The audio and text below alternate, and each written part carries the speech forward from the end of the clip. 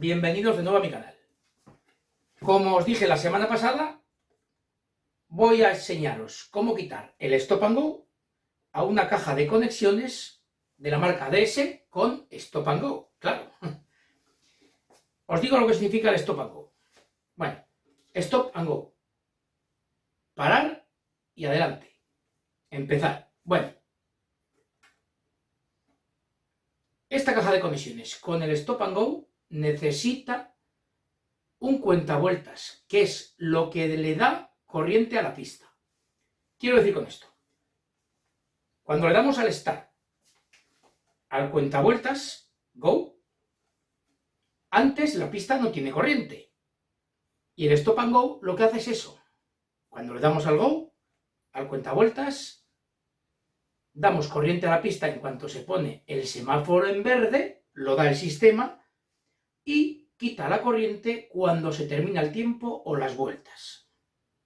Nosotros lo que vamos a hacer es convertir esta caja Stop and Go en una caja estándar, en una caja como la internacional, que podemos usar sin tener el cuentavueltas.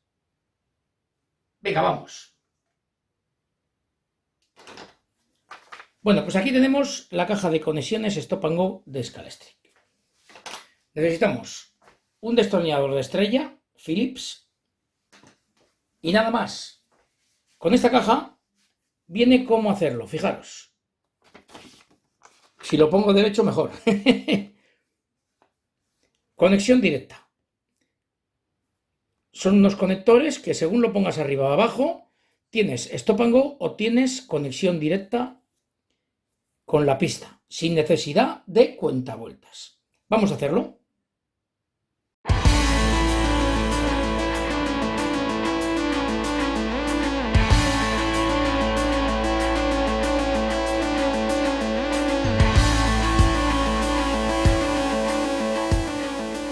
Y ahora miramos en las instrucciones cuáles son esos conectores. Están aquí. A ver si lo veis bien. Este es uno y este es otro. Si lo ponemos tal y como viene en la foto, sería así. Bien. Ahora mismo está arriba. Queda aquí un pin libre. Vamos a ver si lo vemos bien. Bien. Ahí está. Aquí tenéis la conexión. Y como veis, está hacia arriba y hay un pin libre abajo. Lo que tenemos que hacer es simplemente cambiarlo, ponerlo abajo.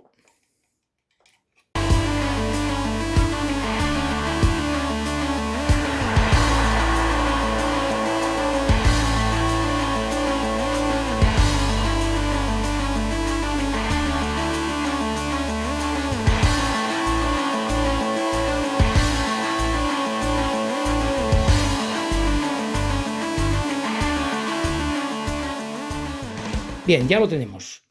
Ahora, tendría que funcionarnos si conectar este cable, que es el que va al cuentavueltas,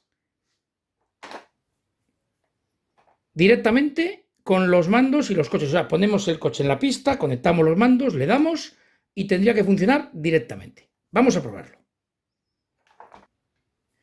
Bueno, tenemos conectado el mando en el carril 1 y, por supuesto, no tenemos conectada la caja de conexiones al cuentavueltas de DS. Entonces, ahora, si lo tendríamos con el Stop and Go activado, no debería de tener corriente la pista. Pero como lo hemos quitado el Stop and Go, sí que tiene que tener corriente. Lo probamos. Y lo veis, tiene corriente. Ahora vamos a conectarlo al carril 2, a ver si también ha funcionado.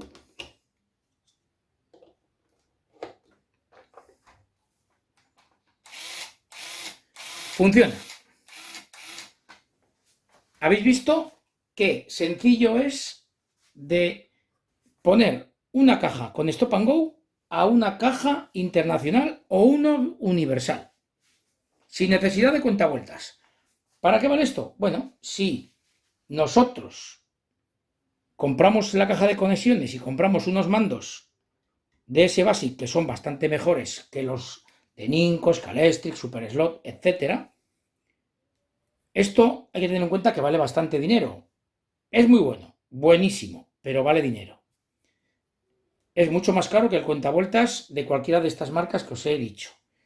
Entonces decimos, bueno, vamos a ir poco a poco y compramos primero la caja de conexiones y 2 mandos, que aproximadamente esto, con los conectores y tal, solamente la caja de conexiones y los 2 mandos nos puede costar más menos unos 140 euros, 150 euros, más luego el cuentavueltas.